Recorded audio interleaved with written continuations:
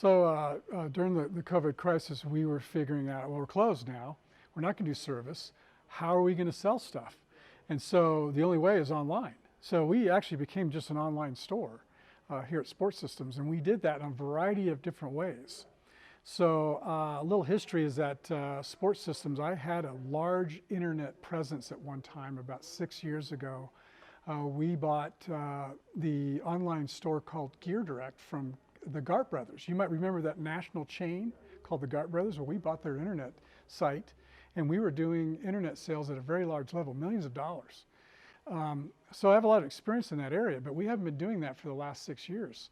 So we turned on a small part of that with another secondary provider, and we were able to put up some product, our bike product, online.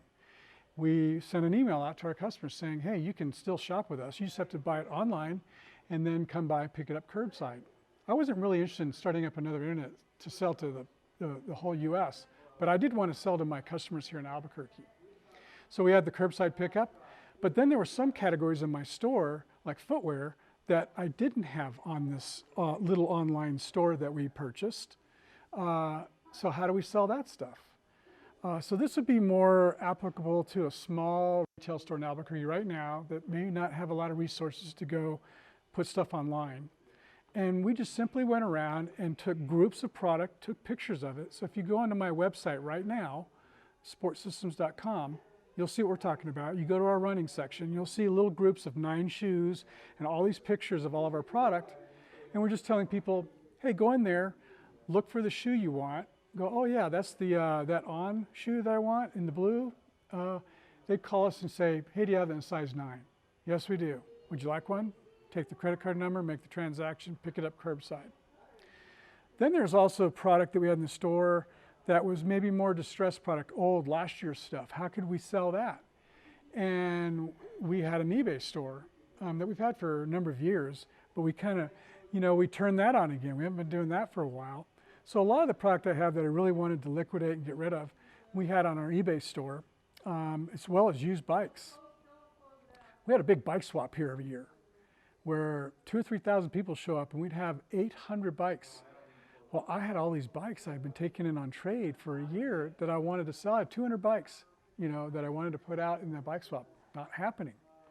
So what we did is we put all those bikes on our eBay store, and we were selling 5, 6, 7 bikes a day through our eBay store. We're selling shoes through our eBay store.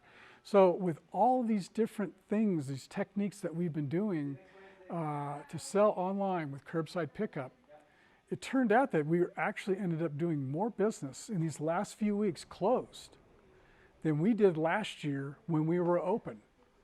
So these techniques work, and it's the new way. And we don't think these techniques are going to change when we're able to open next week or whenever the governor says we can. These are things that the public will probably want to see happening in the future. I might want to buy that shoe on the website, or call in and pay for it and have curbside pickup. That might be a thing that we all do in the future. So if you're a retailer out there, you need to adopt some level of what we're doing here at Sports Systems, wherever you're at. If you have a cell phone and nothing else, you can do some of the things we're doing. If you want to do a more sophisticated, online presence and sales, you can do that as well. And we've done a lot of those different techniques very successfully here at Sports Systems.